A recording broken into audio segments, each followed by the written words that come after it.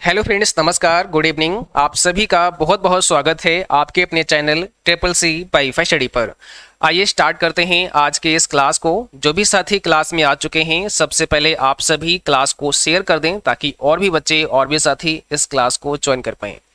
आज इस क्लास में हम आप सभी को ट्रिपल सी के सिलेबस के बारे में जानकारी देने वाले हैं, क्योंकि बहुत सारे बच्चे सिलेबस को नहीं समझते हैं और तैयारी शुरू कर देते हैं। लेकिन आपको ट्रिपल सी एग्जाम की तैयारी करने से पहले अपना सिलेबस जानना बेहद जरूरी है, ताकि आपको ये पता चले कि आपको क्या पढ़ना है ना। आपके लिए कौन कौन से टॉपिक हैं जिनको ध्यान में रख करके आपको तैयारी करनी है, ताकि आप सभी बेहतर तैयारी कर पाएं। तो सिलेबस को आप कैसे डाउनलोड कर सकते हैं, दो ऑप्शन है आपके सामने, यानी दो तरह से हम सिलेबस को डाउनलोड कर सकते हैं। एक तो आप student.nilet.gov.in पोर्टल पर आके कर सकते हैं, दूसरा nilet.gov.in पर भी सिलेबस को डाउनलोड कर सकते हैं। तो सबसे पहले हम आपको बताते हैं जो स्टूडेंट पोर्टल है नाइलेट का, इस पर आप कैसे कर सकते हैं। तो जैसे ही आप इस पोर्टल पर आते हैं, यहाँ पर आपको इंपॉर्टेंट मैसेज मिलेगा, इसको आपको हटा देना है, कट कर देना है, ठीक है। और थोड़ा सा देखिएगा, इसके बाद आपको आना है यहाँ अप्लाई ऑनलाइन पे क्लिक करना है। अप्लाई ऑनलाइन पे जब क्लिक करोगे तो आईटी लिटरेसी प्रोग्राम आ जाएगा। यहाँ पर सेकेंड नंबर पर आपका ट्रिपल सी दिया है, इस पर क्लिक कर देना। और यहाँ पर देखिए डाउनलोड सिलेबस आपको दिख रहा होगा, तो ये सिलेबस यहाँ से आप डाउनलोड कर सकते हैं। दूसरा, अगर आप nilet.gov.in पर आते हैं तो यहाँ पर आपको जाना है स्टूडेंट जोन, कोर्सेस में जाना है और डिजिटल लिटरेसी कोर्सेस पर आपको क्लिक करना है। जैसे ही यहाँ पर क्लिक करते हैं तो जितने भी कोर्स आपके डिजिटल लिटरेसी कोर्सेस में होते हैं वो सारे यहाँ पर दिखेंगे। और आपको triple C course on computer concept का सिलेबस डाउनलोड करना है, तो आप यहाँ आगे क्लिक हियर पर क्लिक करके सिलेबस को डाउनलोड कर सकते हैं। यहाँ पर देखिए डाउनलोड सिलेबस दिया गया है और व्यू डिटेल, अगर आपको डिटेल जाननी है तो आप यहाँ पर क्लिक कर सकते हैं। तो अभी हमें सिलेबस को डाउनलोड करना है, हम यहाँ पर क्लिक करेंगे, आपका सिलेबस डाउनलोड हो जाएगा। आप इसे अपने पीसी या फिर मोबाइल में सेव कर सकते हैं। तो ये आ चुका है ट्रिपल सी का सिलेबस, जिसे समझना बेहद जरूरी है आप सभी के लिए। चलिए देखिए, यहाँ पर हम आपको समझाते हैं। बहुत सारे बच्चे पूछते हैं कि सर ट्रिपल सी करके हमें कौन सी जॉब मिल सकती है, तो यहाँ पर ये भी बताया गया है, जॉब रोल के बारे में भी दिया गया है, बाकी सारी जानकारी भी दी गई है। जैसे यहाँ पर अगर बात करते हैं एलिजिबिलिटी, तो इसमें कोई भी मिनिमम क्वालिफिकेशन रिक्वायर नहीं है, आप अप्लाई कर सकते हैं। अगर आपको समझ है कंप्यूटर की, आप थोड़ा समझदार हैं और आप जो क्लास वगैरह होते हैं, इंग्लिश वगैरह है, थोड़ा पढ़ सकते हैं अच्छे से, तो आप अप्लाई कर सकते हैं। इसमें कोई भी ऐसा क्वालिफिकेशन नहीं दिया गया। आप देख सकते हैं, no minimum qualification is required for applying and appearing for the examination in course on computer concept triple C. Okay, job role की अगर बात करते हैं, computer operator, data entry operator and social media operator में आपको job मिल सकती है। तो ये साफ साफ यहाँ पर दिया गया है, पूरा पढ़ सकते हैं। अभी हम लोग बात करेंगे इसके सिलेबस के बारे में कि भाई हमें क्या पढ़ना होगा अगर हम इस एग्जाम को एक बेहतर ग्रेड में पास करना चाहते हैं, तो हमें क्या पढ़ना होगा। ऐसा इन्होंने बता रखा है कि भाई ये टॉपिक अगर आप पढ़ेंगे तो आप एग्जाम को क्वालिफाई कर जाएंगे। देखिए यहाँ पर चैप्टर नंबर 1, जिसका नाम है इंट्रोडक्शन टू कंप्यूटर। अब चैप्टर नंबर 1 में इंट्रोडक्शन टू कंप्यूटर में हमें पढ़ना क्या है, तो देखिए 1.0 में दिया है इंट्रोडक्शन, उसके बाद में फिर ऑब्जेक्टिव्स के बारे में, ठीक है, यानी इसका ऑब्जेक्टिव क्या है। उसके बाद में है computer and latest IT gadgets. तो देखिए कंप्यूटर और उसके लेटेस्ट आईटी गैजेट्स के बारे में समझना होता है। इसमें अगर आप देखेंगे तो evolution of computers and its applications, IT gadgets and their applications, ये सब चीज़ें हमें समझनी है और पढ़नी है। Basics of hardware and software, इसमें फिर हार्डवेयर में अगर आ जाएँ तो हार्डवेयर में आपको सेंट्रल प्रोसेसिंग यूनिट यानी सीपीयू के बारे में जानना है। इनपुट डिवाइसेस क्या होते हैं, आउटपुट डिवाइसेस क्या होते हैं, कंप्यूटर मेमोरी क्या है, स्टोरेज डिवाइसेस क्या हैं, तो इनको सबको आपको समझना है, इनसे आपको तैयारी करनी है, ठीक है। इनको ध्यान में रख करके आपको तैयारी करनी है। सॉफ्टवेयर की अगर हम बात करते हैं तो एप्लीकेशन सॉफ्टवेयर के बारे में पढ़ना है, सिस्टम सॉफ्टवेयर के बारे में पढ़ना है, यूटिलिटी सॉफ्टवेयर के बारे में पढ़ना है, ये क्या होते हैं, open source and proprietary software क्या होते हैं, और मोबाइल ऐप्स के बारे में आपको पढ़ना है ना। बहुत सारे गवर्नमेंट मोबाइल एप्लीकेशन हैं जिस पर हमने ऑलरेडी क्लास आपको दी भी है। आप अगर हमारे चैनल पर देखेंगे तो आपको मिल जाएगा, या फिर हमारी वेबसाइट से भी आप लोग इसे डाउनलोड कर सकते हैं। उसके बाद में आपका समरी आ जाएगा और मॉडल क्वेश्चन एंड आंसर आ जाएंगे। तो ये रहा आपका चैप्टर 1, इतना आपको यहाँ से तैयार करना है। इसी प्रकार से चैप्टर नंबर 2, जिसका नाम है इंट्रोडक्शन टू ऑपरेटिंग सिस्टम। अब यहाँ पे क्या होगा, तो यहाँ पर देखिए ऑपरेटिंग सिस्टम में आपको सबसे पहले बेसिक्स ऑफ ऑपरेटिंग सिस्टम, यानी कि ऑपरेटिंग सिस्टम्स के बेसिक्स क्या हैं वो आपको समझना है। Operating system for desktop and laptop, operating system desktop और लैपटॉप इन दोनों के बारे में जानकारी लेनी है। जैसे अगर हम डेस्कटॉप की बात करते हैं या लैपटॉप की बात करते हैं तो आपका लिनक्स हो गया या फिर आपका विंडोज हो गया, तो एमएस डॉस हो गया, ये सब चीज़ें आपको समझनी और पढ़नी है। इसके बाद में operating system for mobile phones and tablet, अब मोबाइल फ़ोन और टैबलेट के लिए भी आपको समझना है। जैसे आपका एंड्रॉइड हो गया, iOS हो गया, तो ऐसे जो ऑपरेटिंग सिस्टम होते हैं मोबाइल फ़ोन या एंड्रॉइड के लिए, इनके जानकारी आपको लेनी है। इसी प्रकार से अगला पॉइंट यहाँ पर है user interface for desktop and laptop. तो डेस्कटॉप एंड लैपटॉप का यूजर इंटरफेस, यहाँ से भी क्वेश्चन बन सकते हैं। जैसे कई बार पूछते हैं कि जो आपका टास्क बार होता है उसको कहाँ पे रख सकते हैं, है ना, आप डेट एंड टाइम कैसे चेंज कर सकते हैं, आप शॉर्टकट आइकन कैसे बना सकते हैं, आप किसी आइकन को कैसे ओपन कर सकते हैं, डिलीट कैसे कर सकते हैं, तमाम प्रकार के क्वेश्चन यहाँ से बनाए जा सकते हैं, जिनको हम लोग अपनी आगे की क्लास में डिस्कस करेंगे आपके साथ में।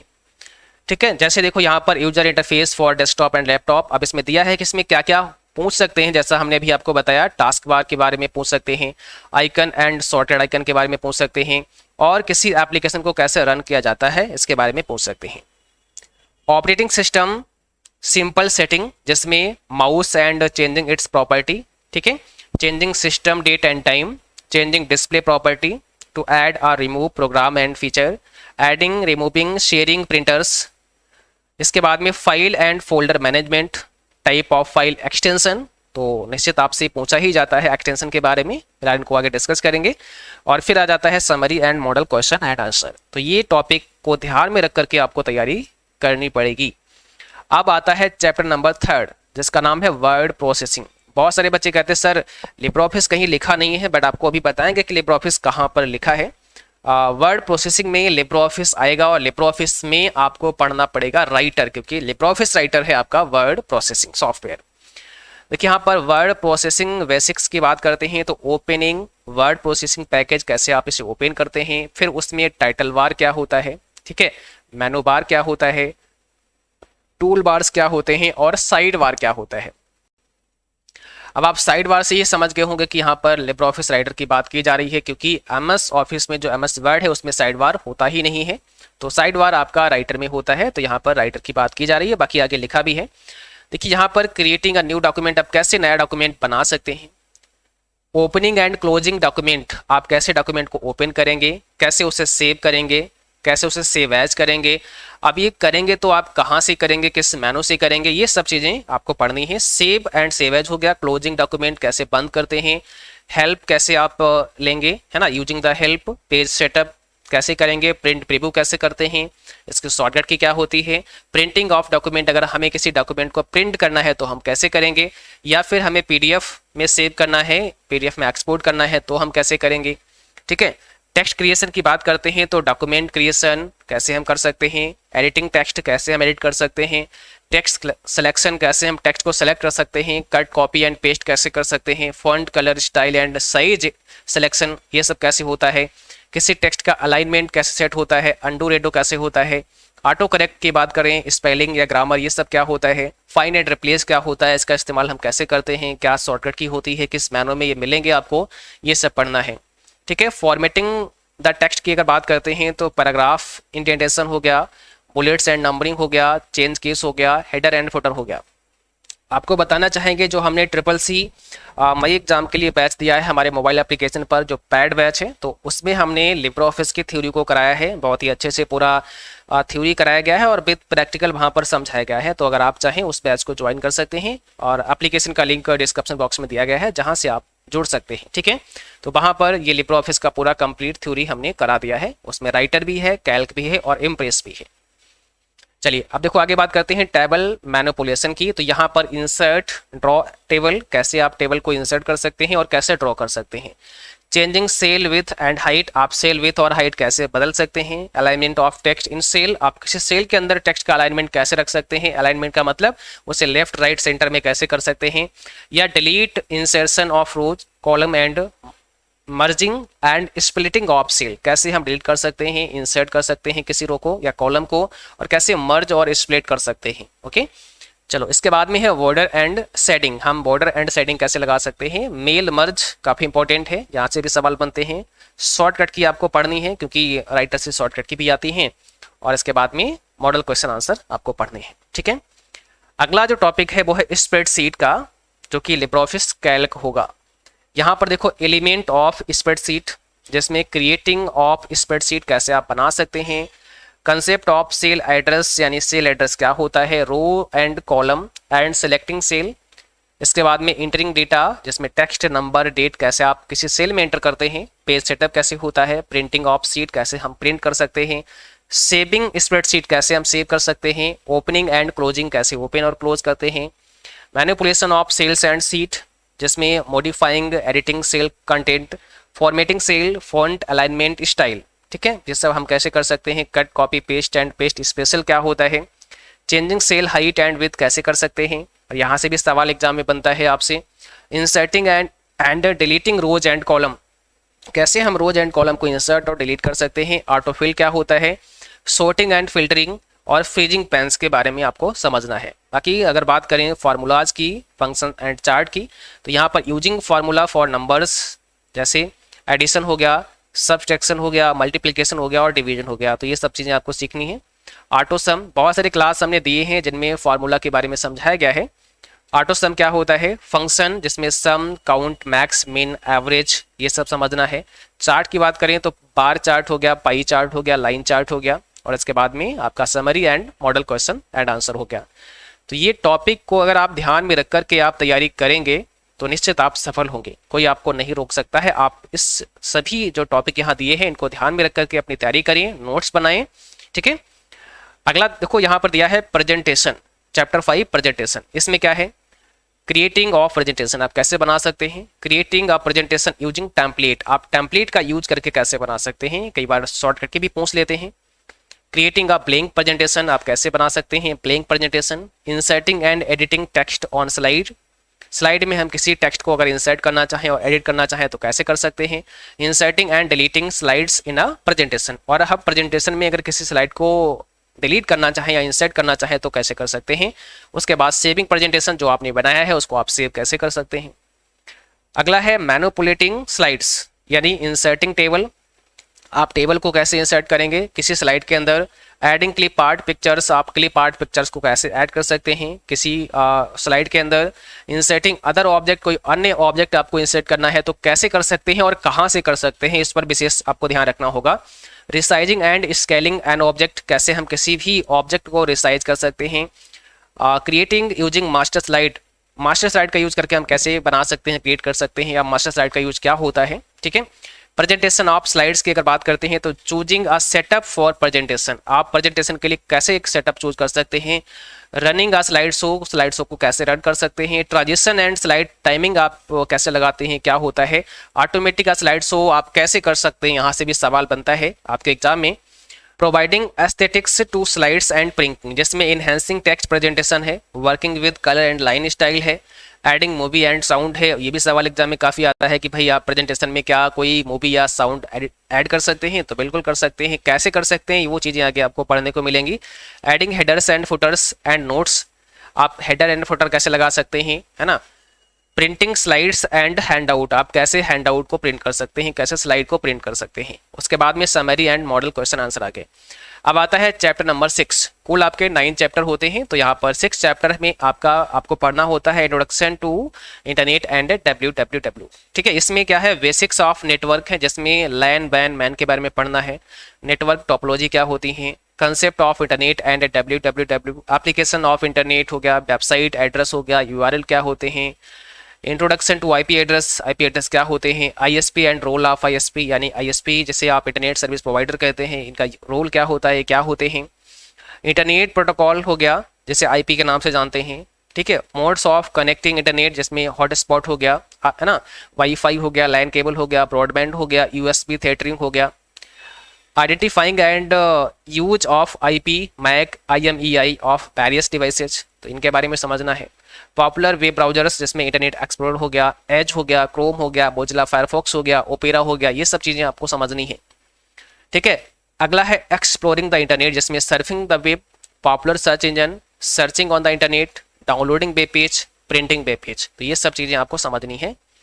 आगे summary and model question answer हो गया। और यहाँ पर अगला चैप्टर है चैप्टर नंबर 7, जिसका नाम है email, social networking and e governance services. तो यहाँ से भी बहुत सारे सवाल बनते हैं, जैसे यूजिंग ईमेल हो गया, ओपनिंग ईमेल अकाउंट है, मेल बॉक्स जिसमें इनबॉक्स एंड आउटबॉक्स है, creating and sending a new email कैसे आप बना सकते हैं और किसी को भेज सकते हैं, रिप्लाई कैसे करते हैं, फॉरवर्ड कैसे करते हैं, सर्च कैसे करते हैं, किसी फाइल को अटैच कैसे करते हैं, और ईमेल सिग्नेचर क्या होता है। देखिए यहाँ से बहुत सारे सवाल अलग अलग तरह से बनाए जा सकते हैं आपके एग्जाम में आपके लिए, ठीक है।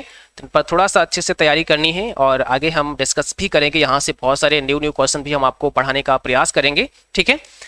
देखिए सिलेबस को समझाने का मतलब केवल इतना है कि आपको ये समझ आए कि आपसे क्या क्या पूछा जा सकता है। ये आपके दिमाग में रहना चाहिए कि हाँ ये हमसे पूछा जा सकता है, या जब आप पढ़ाई करते हैं तो आपको ये पता रहे कि हम सही रास्ते पर जा रहे हैं, हम सही चीज़ें पढ़ रहे हैं, क्या ये चीज़ें हमारे सिलेबस में भी हैं, क्या हमसे एग्जाम में ये पूछा भी जाएगा जो हम पढ़ रहे हैं। इसलिए सिलेबस को समझना बेहद जरूरी है आप सभी के लिए, ठीक है।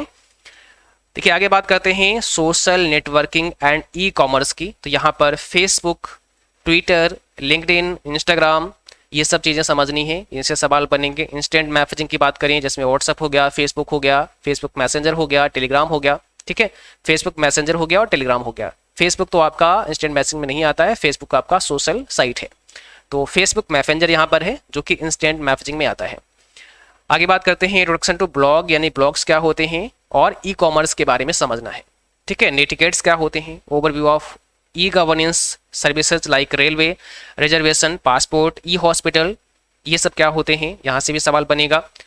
Accessing e governance services on mobile using Umang application, फिर डिजिटल लॉकर हो गया, उसके बाद summary and model question answer हो गया। अब आता है नंबर 8 जिसका नाम है digital financial tools and applications. यहाँ पर क्या है, डिजिटल फाइनेंशियल टूल्स जिसमें अंडरस्टैंडिंग OTP क्या होता है, one time password, and QR code, quick response code, UPI के बारे में समझना होगा, AEPS के बारे में समझना होगा, USSD के बारे में समझना होगा। तो ये सब क्या होते हैं। कार्ड के बारे में समझना होगा जिसमें डेबिट हो गया और क्रेडिट हो गया। ई वॉलेट क्या होते हैं, POS क्या होता है, पॉइंट ऑफ सेल, है ना, ये सब समझना है। इंटरनेट बैंकिंग की बात करें तो NEFT, RTGS, IMPS, इनसे सवाल बन सकते हैं। Online bill payment, summary and model question answer हो गया। तो ये रहा आपका चैप्टर नंबर 8। और इसके बाद है आपका चैप्टर नंबर 9, यानी कि लास्ट चैप्टर है आपका overview of future skills and cyber security. तो यहाँ पर है आपका introduction to future skill, introduction to internet of things यानी IoT, big data analytics, cloud computing, virtual reality, artificial intelligence, social and mobile, blockchain technology, 3D printing, additive manufacturing, robotics, process automation. तो यहाँ से भी बहुत सारे सवाल बनते हैं, इनके बारे में भी आपको समझना है। साइबर सिक्योरिटी की बात करें तो need of cyber security, securing PC, securing smartphone, summary and model question paper, ठीक है।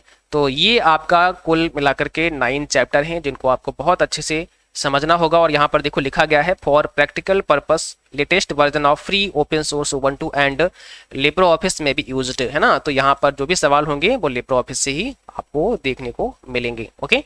तो ये आपका सिलेबस रहा है, इसका लिंक हमने डिस्क्रिप्शन बॉक्स में डाल दिया है, जहां पर क्लिक करके आप सीधे इस सिलेबस को डाउनलोड कर सकते हैं। और इस पर थोड़ा सा आपको समय देना है सिलेबस पर। अगर आपने अभी थोड़ा सा सिलेबस को समझ लिया तो निश्चित आप सफल होंगे। और आप जब भी अपनी तैयारी करेंगे तो आपको ये ध्यान रहेगा कि हमें कौन कौन से टॉपिक पढ़ने हैं, है ना। तो ये चीज़ें आपको सबसे पहले अपनी तैयार करनी है कि हमारा सिलेबस क्या है, इस पर एक नज़र आपको अवश्य डाल देनी है।